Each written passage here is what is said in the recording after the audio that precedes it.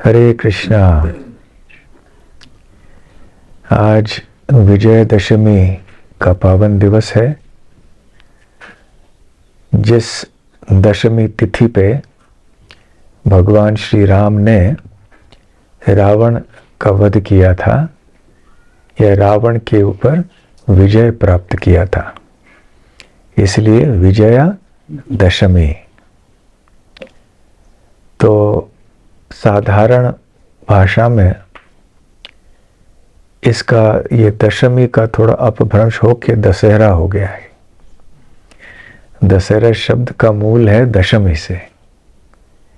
अहर, अहर मतलब दिन, हाँ, निश मतलब रात, अहर निश कहते हैं ना हम। ये अहर निश मेहनत करता है, दिन रात मेहनत करता है। तो दशमी और अहर, दशहरा, ऐसे अपभ्रंश हो गया। तो दशहरा का मतलब है दशमी का दिन। जिस दशमी पे भगवान श्री रामचंद्र ने रावण के ऊपर विजय प्राप्त किया, इसलिए हमारे लिए ये दिन बहुत महत्वपूर्ण है। मेरा सुझाव है कि आज शाम को आप सब राम कथा कीजिए, और जो भी कथा करेंगे आज शाम को, आप वाल्मीकि रामायण से रावण के वध की लीला के बारे में चर्चा आप कीजिए विस्तार में। कैसे युद्ध हुआ, अंत में जबकि भगवान श्री राम ने राम का वध किया, कैसे हुआ इत्यादि।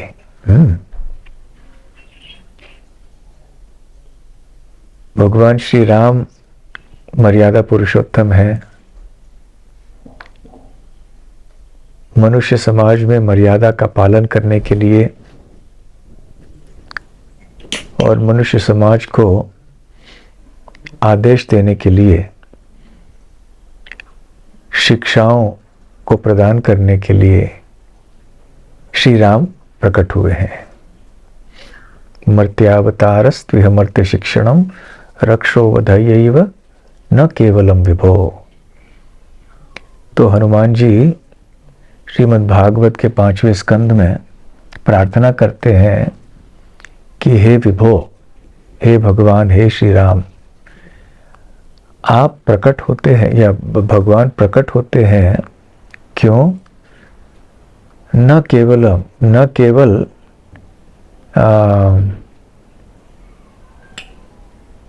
किसी अन्य कारण के लिए। रक्षो वधायैव, रक्षो अर्थात राक्षस, रावण, वध एव, केवल राक्षस के वध, राक्षसों के वध के लिए श्री राम प्रकट नहीं होते हैं। भगवान श्री रामचंद्र ने कई राक्षसों का वध किया। उनमें से कई राक्षसों का या असुरों का नाम आप दे सकते हैं? रावण एक, दूसरा कबंध। अरे वाह, बहुत अच्छा। और कुंभकर्ण। किसने वध किया कुंभकर्ण का? राम ने किया। और खरदूषण ये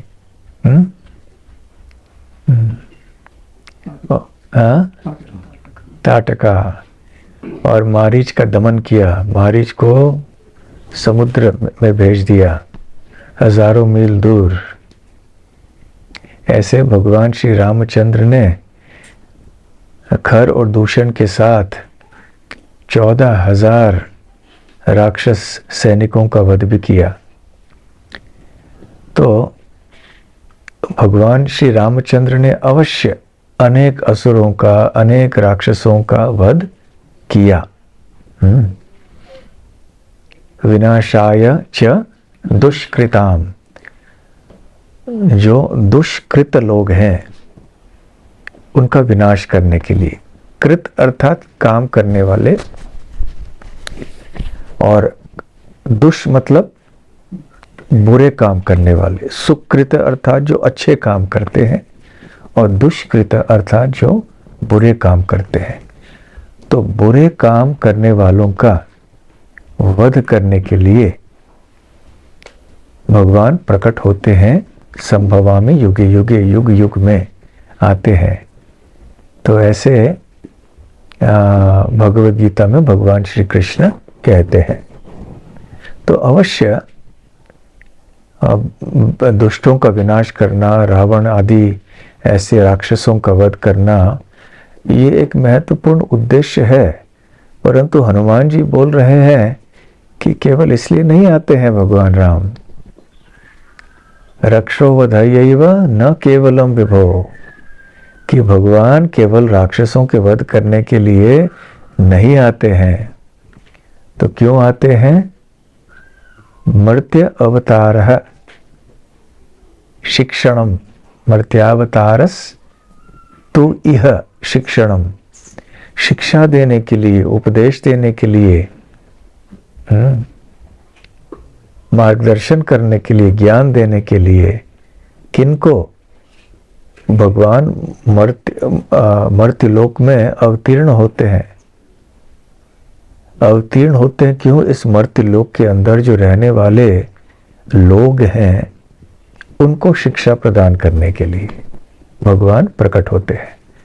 मर्त्यावतारस तु इह मर्त्य शिक्षणम, तो मर्त्य लोक में आते हैं मर्त्यों की शिक्षा, मर्त्यों को शिक्षा देने के लिए। मर्त्य अर्थात जहां मृत्यु है, मृत्यु से संबंधित है मर्त्य, इसलिए इस पृथ्वी लोक को कहते हैं मर्त्य लोक। साथ साथ जो यहाँ निवास करते हैं उनको भी मर्त्य कहते हैं। जो इस मर्त्य लोक से संबंधित हैं उनको भी मर्त्य कहते हैं। तो इस मर्त्य लोक में निवास करने वाले जो मर्त्य हैं उनको शिक्षा प्रदान करने के लिए, उपदेश प्रदान करने के लिए भगवान अवतीर्ण होते हैं। तो भगवान श्री राम ने अवश्य रावण का वध किया और वध करके पृथ्वी का भार हल्का कर दिया, क्योंकि जितनी बड़ी संख्या में राक्षस और असुर पृथ्वी के ऊपर भर जाते हैं उतने ही अधिक जो है पृथ्वी माता के ऊपर बोझ हो जाता है और पृथ्वी माता के लिए असहनीय हो जाता है।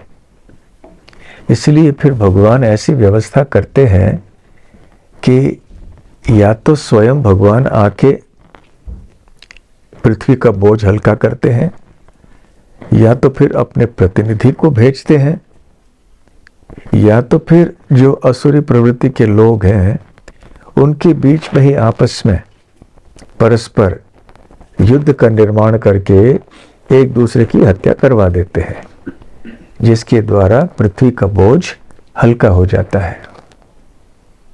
तो हर युग में ऐसे होता है।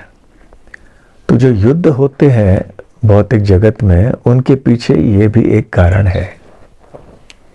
दोनों तरफ से लोग अपने अहंकार से प्रेरित होके, द्वेष, ईर्ष्या आदि से प्रेरित होके दूसरों की हत्या कैसे करनी है इसी में लगे हुए रहते हैं और ऐसे वैर की भावना उत्पन्न होती है, जिसके कारण फिर आज नहीं तो कल एक न एक दिन वो युद्ध में आपस में लग ही जाते हैं।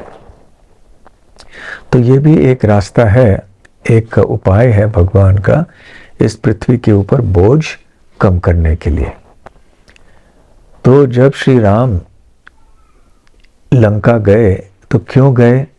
क्योंकि सीता देवी का अपहरण रावण ने किया था।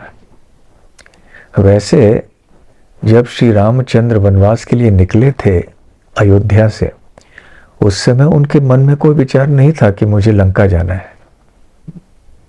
रावण के बारे में सुना भी नहीं था उन्होंने।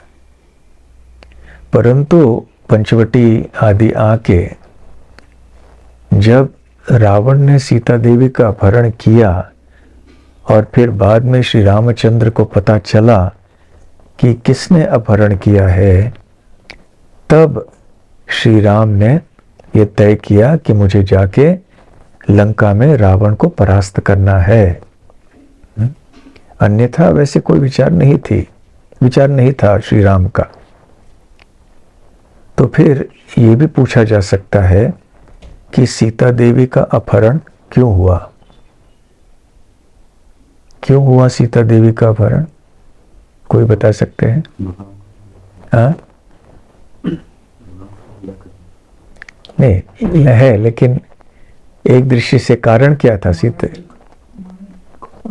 रावण का वध करने में साधारण ऊपर से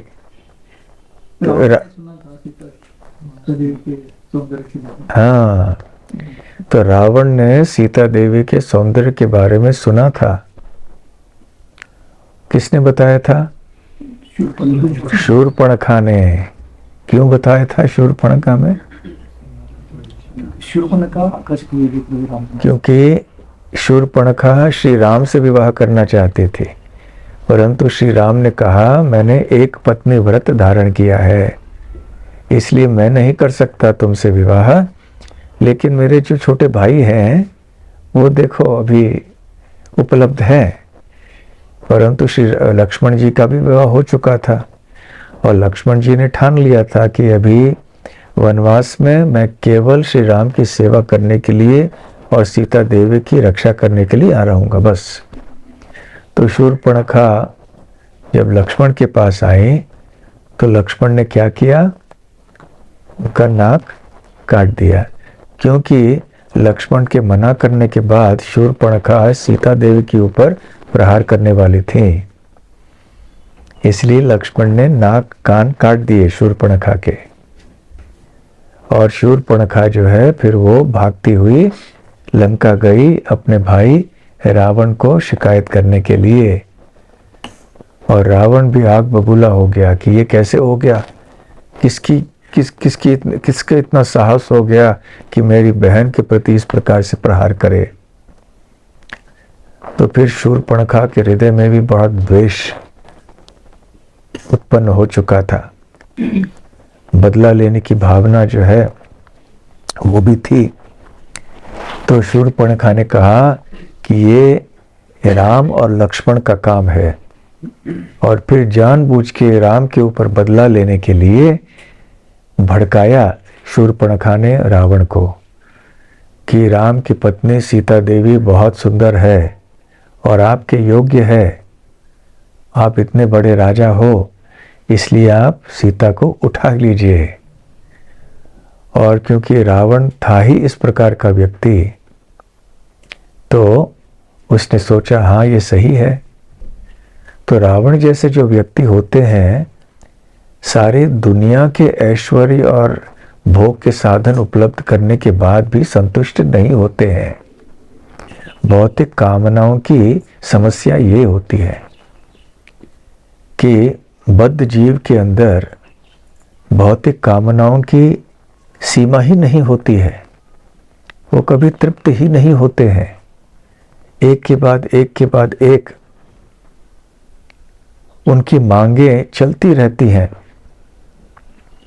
इसलिए रावण के पास इतने सारी रानियां थीं और ये रानियां भी बहुत सुंदर थीं, फिर भी रावण संतुष्ट नहीं था। तो ये भी एक उपदेश है कि देखो इस कारण से रावण का विनाश हो गया, रावण के परिवार का संपूर्ण राज्य का विनाश हो गया। क्यों? रावण के कामनाओं के कारण। तो भगवान अपने लीलाओं के द्वारा तरह तरह के उपदेश हमको देना चाहते हैं। तो रावण ने जब सीता का अपहरण किया तो इससे हम ये सीख सकते हैं कि हमें क्या नहीं करना चाहिए। सकारात्मक और नकारात्मक दोनों प्रकार के उपदेश हमें पाए जाते हैं, हमें मिलते हैं शास्त्रों में। भगवान की लीलाओं में भी ये दोनों प्रकार के उदाहरण पाए जाते हैं। यदि युधिष्ठिर है तो दुर्योधन भी है। सकारात्मक उदाहरण युधिष्ठिर, नकारात्मक उदाहरण दुर्योधन। तो ऐसे दोनों चीज़ों का होना आवश्यक है। जिस प्रकार से जब हम किसी वैद्य के पास जाते हैं तो हमें दो प्रकार के आदेश देते हैं। एक है ऐसा करना, ऐसा करना, ऐसा करना, ये गोली लेना, ये भोजन करना, इतना व्यायाम करना, ये करना, वो करना। फिर दूसरे प्रकार के आदेश भी देते हैं, ऐसा नहीं करना, वैसे नहीं करना, ये सब नहीं खाना। तो दोनों प्रकार के उदाहरण या आदेश या उपदेश महत्वपूर्ण होते हैं। ठीक उसी प्रकार से भगवान की लीलाओं में भी दोनों प्रकार के उपदेशों का होना आवश्यक है, ताकि हम सीख सकें कि हमारे लिए आदर्श कौन है या क्या है, हमें क्या करना चाहिए, और दूसरी बात हमें क्या नहीं करना चाहिए और किस तरह नहीं बनना चाहिए, और यदि ऐसे बने तो इन कार्यों का दुष्परिणाम क्या होता है। तो रावण के उदाहरण में हम देख सकते हैं कि रावण का सब कुछ विध्वस्त हो गया, केवल रावण की कामनाओं के कारण। तो रावण के उदाहरण से श्री राम ये दिखाना चाहते हैं, रावण बहुत बड़ा पंडित था, रावण बहुत शक्तिशाली था, रावण ने बहुत कड़ी तपस्या की थी, रावण के पिताजी एक ब्राह्मण थे। इतना सब होते हुए भी रावण के अंदर कितने दुर्गुण हुए। तो इसलिए हमें बहुत सावधान रहना चाहिए। तो अभी सीता देवी के अपहरण के पीछे ये एक कारण है कि रावण की कामनाएं। दूसरा कारण क्या है?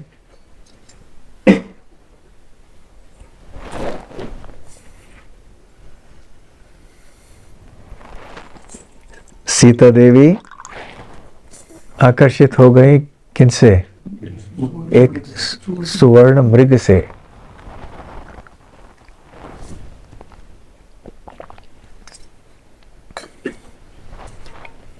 सोने के रंग के एक हिरण से। तो इस दुनिया में भी जब हम चमकने वाले ऐश्वर्य आदि से आकर्षित होते हैं, दुनिया की चमक धमक से, दुनिया के ठाठ ऐश्वर्य आदि से हम आकर्षित होते हैं, तो ये भी हमारे लिए बड़ी बड़ी समस्याएं उत्पन्न करती हैं। यदि सीता देवी इस हिरण के प्रति आकर्षित न होती तो वो सुरक्षित रह जाती, उनका अपहरण नहीं हो पाता। परंतु सीता देवी आकर्षित हो गई उस हिरण से, और श्री राम उस हिरण को लेने गए और फिर अपने माया शक्ति के कारण, अपने जादू, अपने ऐश्वर्यों का, अपने योग सिद्धियों के कारण मारीच ने बिल्कुल श्री राम के आवाज में ऊंचे स्वर में सीता और लक्ष्मण को पुकारा। लक्ष्मण तो जानते थे कि ये कोई चाल होगी किसी असुर की या राक्षस की। लक्ष्मण भली भांति जानते थे कि श्री राम को हानि कोई नहीं पहुंचा सकता है। श्री राम पूरी तरह से सक्षम हैं संपूर्ण सृष्टि की रक्षा करने के लिए, तो वो स्वयं अपनी रक्षा क्यों नहीं कर पाएंगे। परंतु उस समय सीता देवी को के मन में थोड़ी भ्रांतियां उत्पन्न हो गईं। ये भी भगवान की लीला है। सीता देवी तो साक्षात भगवान की पत्नी है, वो तो जीवात्मा नहीं है, वो तो साधारण बद्ध जीव की तरह भ्रमित नहीं हो सकती है। तो ये भगवान की लीला के कारण हुआ। परंतु उपदेश हमारे लिए क्या है कि दुनिया के चमक धमक से आकर्षित नहीं होना। तो लक्ष्मण जी जब तक थे वहाँ सीता देवी के पास, तो रावण का वहां आके सीता देवी का अपहरण करना ये तो असंभव था। तो सीता देवी का अपहरण केवल इसलिए हुआ कि लक्ष्मण उनको छोड़ के चले गए राम को ढूंढने के लिए, और लक्ष्मण नहीं जाना चाहते थे, परंतु सीता देवी ने जबरदस्ती भेजा उनको टोक के। तो इसलिए सीता देवी का टोकना सहन नहीं हुआ लक्ष्मण को, तो उन्होंने फिर अपनी लक्ष्मण रेखा की अपने धनुष से, और फिर वो चले गए राम को ढूंढने के लिए।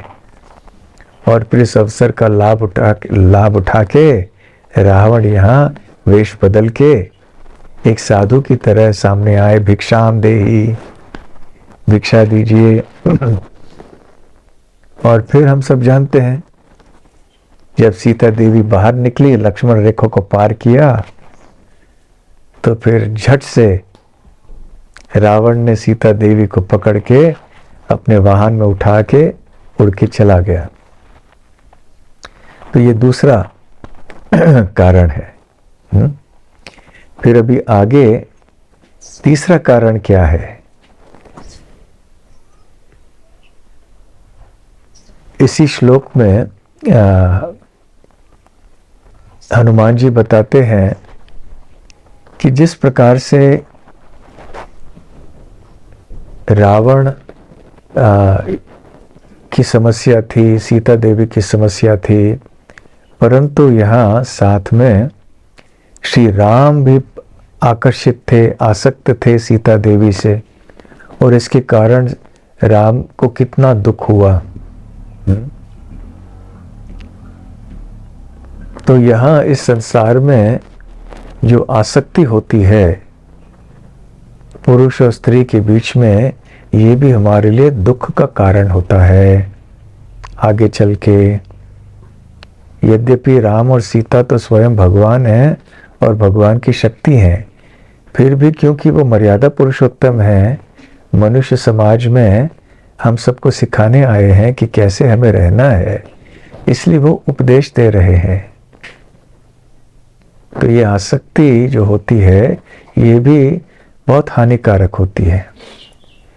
यदि कोई कृष्ण भावनामृत में ऐसे संबंध को सीमित रखे, तो फिर ऐसे संबंध में कोई हानि नहीं है, इसमें कोई समस्या नहीं है। परंतु कृष्ण भावनामृत के बाहर जब ऐसी आसक्तियां उत्पन्न होती हैं तो समस्या के कारण बन जाते हैं। तो खैर यहाँ पर रावण ने अपहरण कर लिया, श्री राम बहुत ही शोक कर रहे थे और इसलिए फिर वो चले गए लंका। साथ साथ में और एक चीज जो है, भगवान ने ऐसी लीला क्यों की? क्योंकि वो अपने भक्तों को उनकी सेवा करने के लिए अवसर प्रदान करना चाहते थे।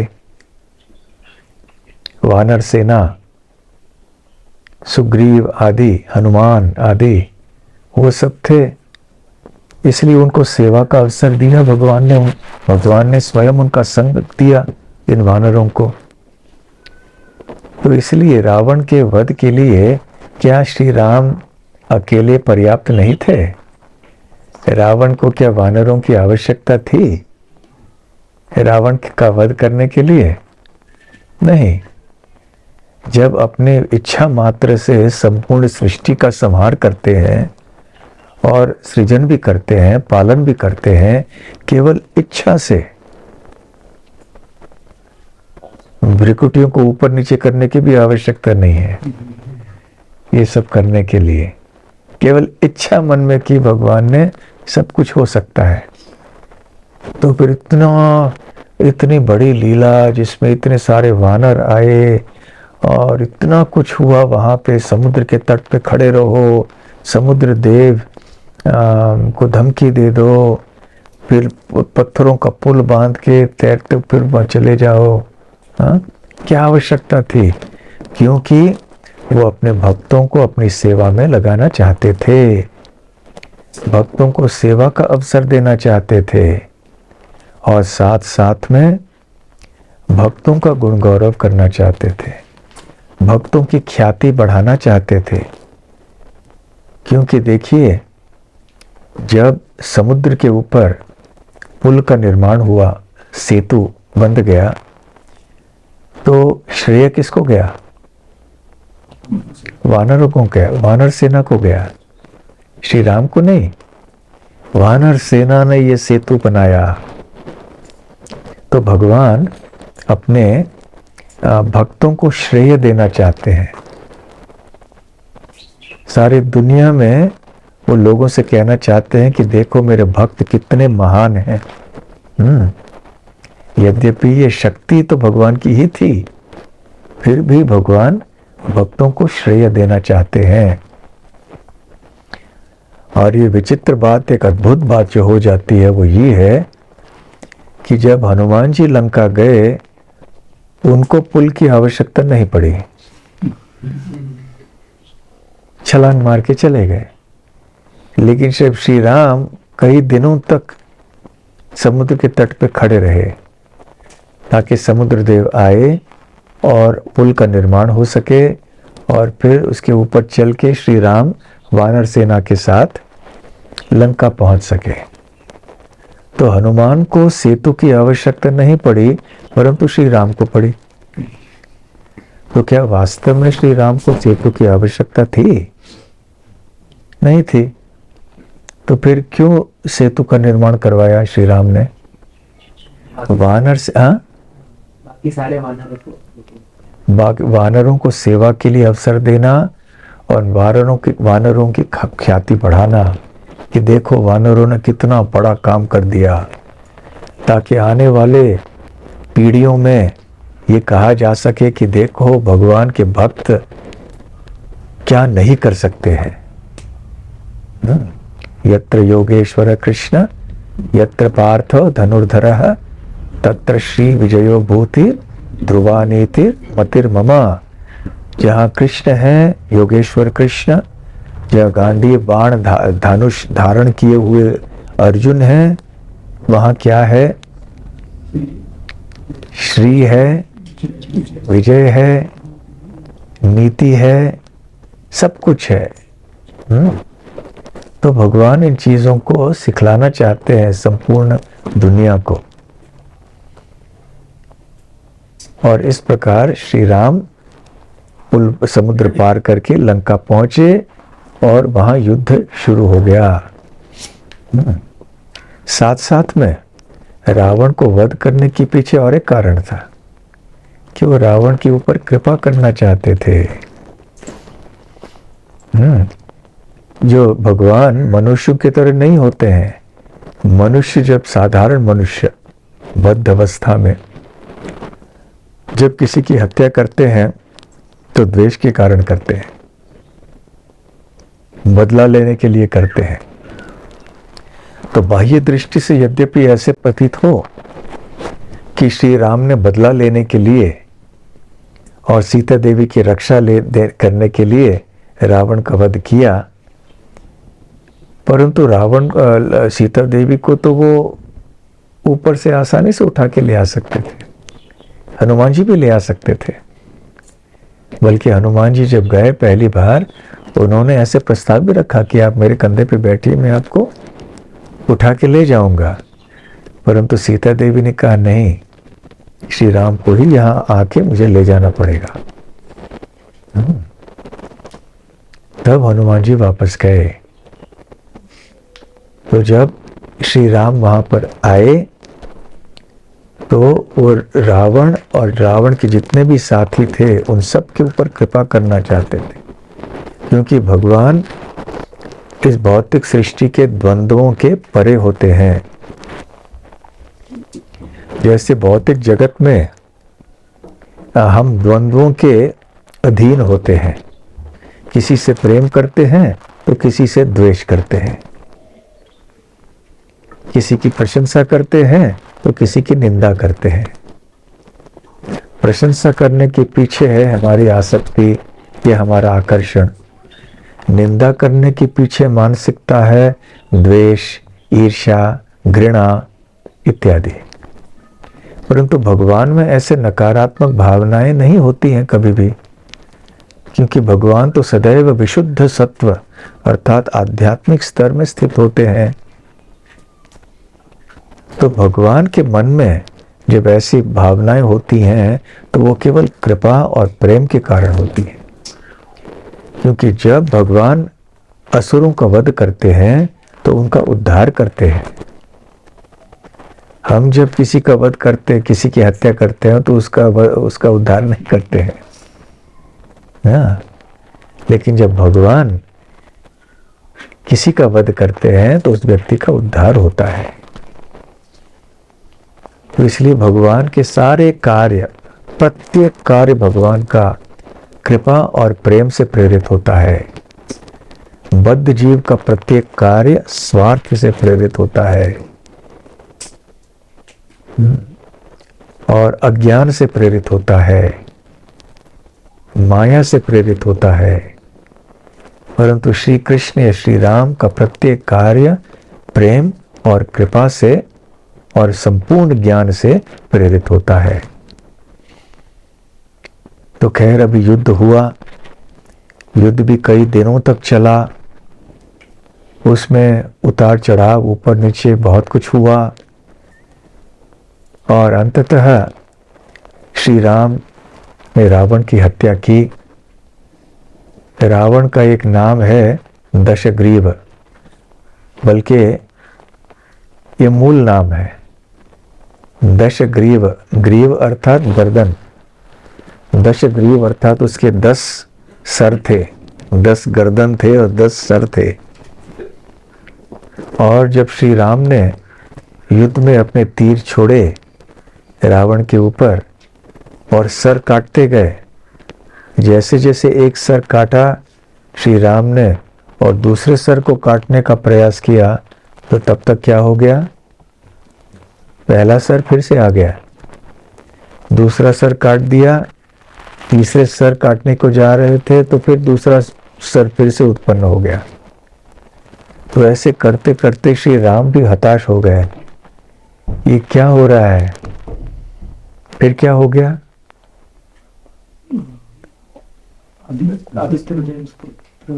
आदित्य हृदय स्तोत्र, हाँ ठीक है। और उससे क्या प्रेरणा मिली उनको कि रावण के हृदय पे तीर छोड़ना, सर पे सर उड़ाने से कुछ नहीं होगा, क्योंकि रावण को ये एक वरदान मिला है, ये सर नहीं काटे जा सकते, यदि कट भी जाएं तो ये सर फिर से उगेंगे, फिर से प्रकट होंगे। इसलिए केवल सर काटने से काम नहीं चलेगा। हृदय पे जब तीर छोड़ा श्री राम ने तब रावण की हत्या हो गई। इसलिए इस घटना से भी हम बहुत कुछ सीख सकते हैं। हमारी भौतिक इच्छाएं ऐसी होती हैं, एक के बाद एक के बाद एक इच्छाएं उत्पन्न होती रहती हैं। सबके मन में, जितने भी बद्ध जीव हैं, हमारे अंदर कितने सारे कामनाएं रहती हैं।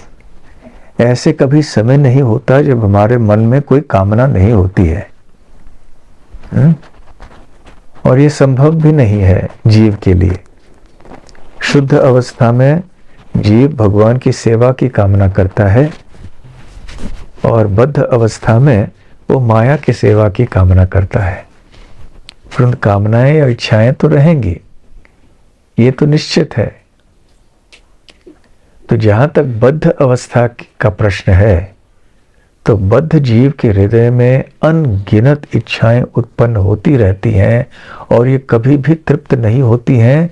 और जैसे जैसे एक इच्छा पूर्ण हो जाती है तो फिर से दूसरी इच्छा की ओर हम जब जाते हैं तो पहली इच्छा फिर से आ जाती, रावण के सर की तरह। आप इच्छाओं को काटते जाएं, तृप्त करते जाएं, जितना आप ऐसे करते जाएंगे वैसे वैसे नई इच्छाएं उत्पन्न होती रहेंगी। एक इच्छा पूरी की, दूसरी इच्छा पूरी करने के लिए गए, पहली इच्छा फिर से आ गई। किसी को श्रीखंड या गुलाब जामुन बहुत पसंद है तो अभी खा लिया श्रीखंड और गुलाब जामुन, सोचा कि अभी मैं तृप्त हो गया, परंतु थोड़े समय बाद फिर से श्रीखंड गुलाब जामुन खाने की इच्छा होती है। जब पेट भर जाता है उस समय नहीं इच्छा होती, कईयों की फिर भी होती है, वो दूसरी बात। वो चुटकुला हमने आपको सुनाया था ना एक बार, एक आदमी के बारे में जिसको बहुत ज्यादा भोजन खाने की आदत थी।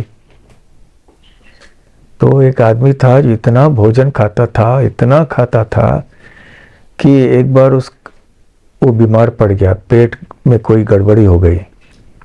तो वो वैद्य के पास गया, तो वैद्य ने जांच की और फिर कहा कोई चिंता की बात नहीं है, मैं तुम्हें गोली दूंगा, वो गोली ले लो तुम ठीक हो जाओगे। तो उस व्यक्ति ने कहा क्या गोली? एक गोली लेने के लिए पेट में जगह होती है तो क्या मैं एक और गुलाब जामुन नहीं लेता?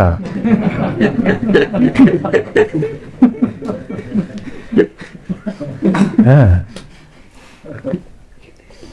तो कई लोग ऐसे होते हैं, परंतु साधारणतः इच्छाओं की पूर्ति नहीं हो सकती है। थोड़े समय के लिए हम तृप्त करते हैं अपने आप को, फिर से वही इच्छा है। तो जितने हम कृत्रिम पद्धति से केवल इच्छाओं को तृप्त करने जाए, लाखों हमारी इच्छाएं हैं। रावण के तो केवल 10 सर थे, एक सर काट लिया, दूसरा काटने गए, पहला सर फिर से आ गया। केवल 10 सर को संभालने की बात थी। यहाँ हमारे अंदर तो लाखों अनगिनत इच्छाएं हैं। कब से ये इच्छाएं हैं हमारे हृदय में? अनादि काल से। और यदि हम कृष्ण भक्त नहीं बने तो अनंत काल तक ही चलते रहेंगे। इतनी इच्छाएं उभर के आती हैं, जैसे समुद्र में पेड़ आते रहते हैं, फिर निकल जाते हैं, फिर से आते हैं, फिर निकल जाते हैं। वैसे हमारे हृदय रूपी समुद्र में या समुद्र रूपी हृदय में ऐसी इच्छाएं आती रहती हैं, उभरती रहती हैं। तो केवल उनको तृप्त करते रहने से हम संतुष्ट नहीं हो सकते, क्योंकि रावण के सर की तरह फिर से वो ऊपर आएंगे। फिर से उनको संभालो, तृप्त करो, फिर से थोड़ी देर बाद वो उभर के आएंगे।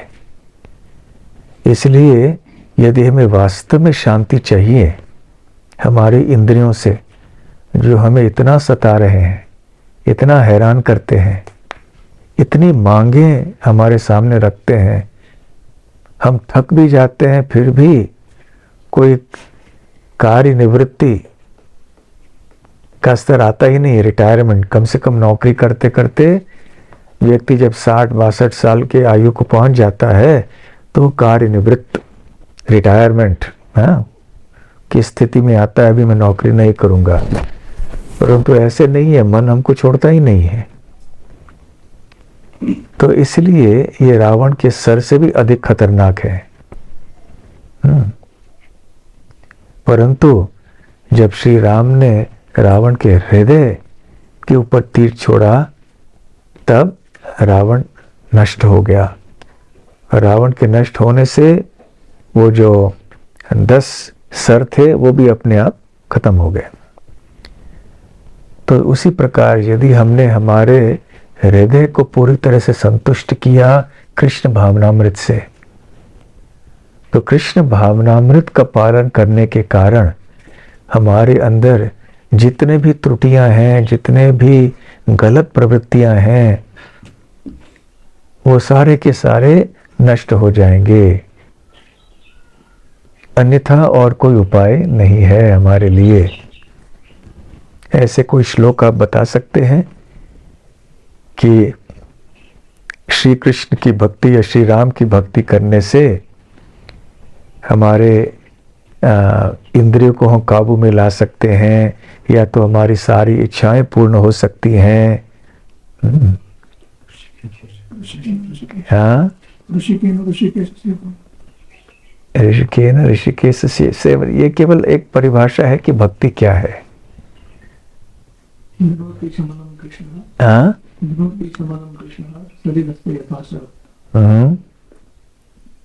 फिर ओ माइक दे दो, थोड़ा जोर से बोलो। प्रविष्ट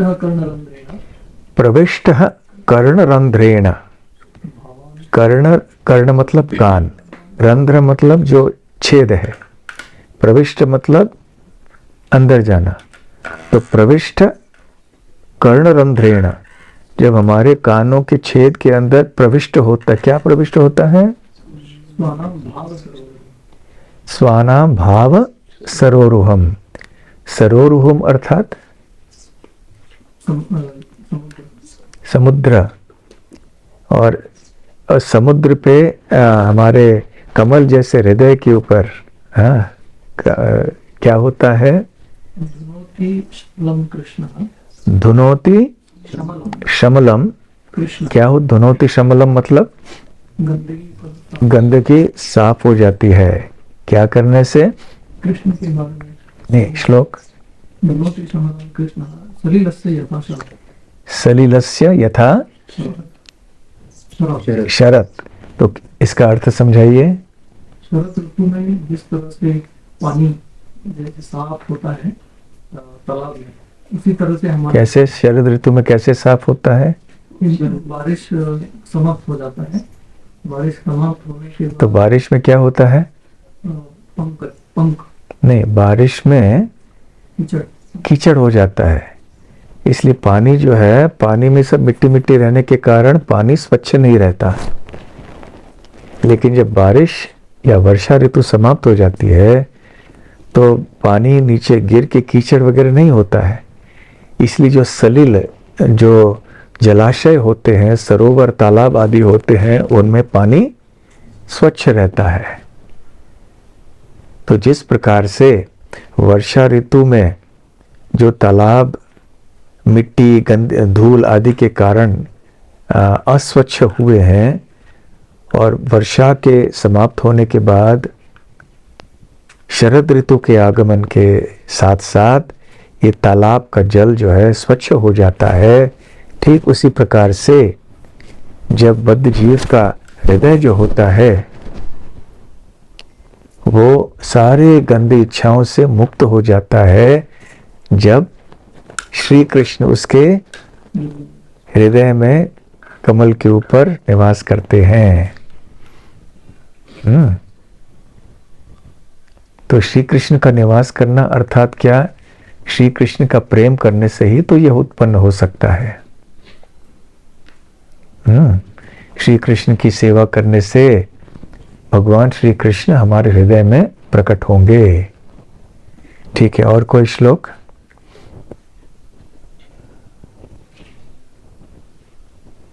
बस, बहुत सरल, बोलिए। नष्ट प्रायेषु अभद्रेषु। नष्ट हो जाते हैं, क्या क्या नष्ट हो जाते हैं? अभद्र, जो अभद्र चीजें हैं हमारे हृदय के अंदर, कैसे नष्ट? कितना, किस हद तक? लगभग पूर्ण। प्रायेषु, 100% नहीं, लगभग पूर्ण।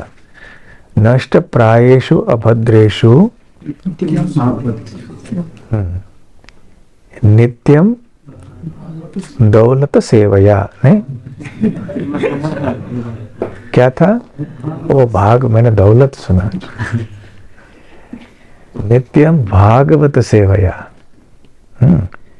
तो नित्य भागवत की सेवा करने से, श्रीमद् भागवत आदि का श्रवण पठन आदि करने से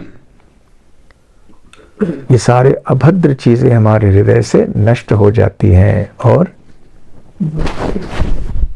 भगवती उत्तम श्लोके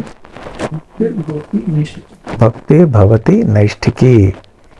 फिर भगवान श्री कृष्ण के प्रति जो नैष्ठिकी भक्ति उत्पन्न होती है, निष्ठावान व्यक्ति भक्त बन जाता है। इसलिए जो एक मूल उपाय है सारी समस्याओं के लिए, वो है भगवान की भक्ति। हिंदी में भी एक कहावत है, ये राम बाण उपाय है। कोई समस्या यदि है और यदि आप उसको निश्चित रूप से ठीक करना चाहते हैं इस तरह से कि वो समस्या आगे उत्पन्न हो ही नहीं पाए, और ऐसा कोई उपाय यदि मिल जाए तो ऐसे उपाय को कहेंगे राम बाण उपाय। एक बार हमें गर्दन में दर्द हो रही थी तो एक डॉक्टर हमारे भक्त उन्होंने बताया आपको एक कसरत बताएंगे, ये राम बाण उपाय है आपके लिए।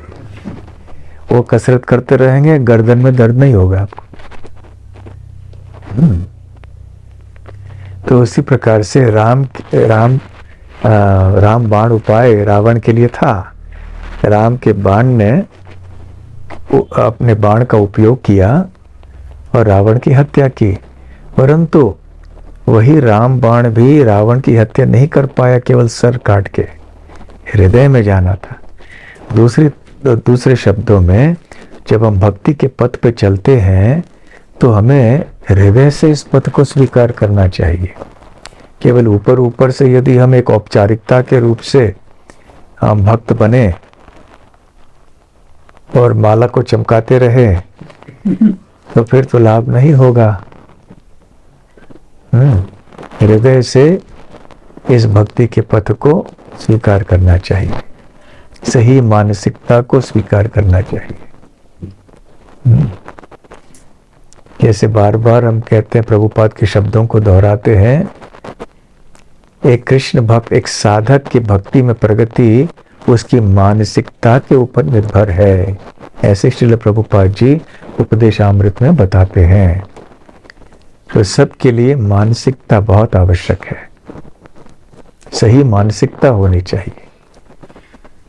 मानसिकता ठीक नहीं है तो व्यक्ति के पास जितनी भी कलाएं क्यों ना हो, कोई काम के नहीं है। इसलिए सही मानसिकता से यदि हम भगवान श्री कृष्ण के भक्ति में लगे रहें तो निश्चित रूप से ये लाखों स्तर जो है हमारे इच्छाओं के, कामनाओं के, वो समाप्त हो जाएंगे और उनकी जगह में केवल हमारे हृदय के अंदर आध्यात्मिक भक्तिमय इच्छाएं रहेंगी। ये सारी चीजें हम विजयदशमी के दिवस पर याद रख सकते हैं। श्री रामचंद्र भगवान की जय। श्रील मध्वाचार्य की जय। श्रील मध्वाचार्य का भी आविर्भाव दिन आज है। वो हमारे संप्रदाय के आचार्य हैं, इसलिए हम उनके बहुत आभारी हैं। वैष्णव कैसे बनना है ये मध्वाचार्य ने हम सबको सिखलाया है। शाम को समय हो सके तो मध्वाचार्य के बारे में भी थोड़ा कुछ आप बोल सकते हैं। हरे कृष्णा।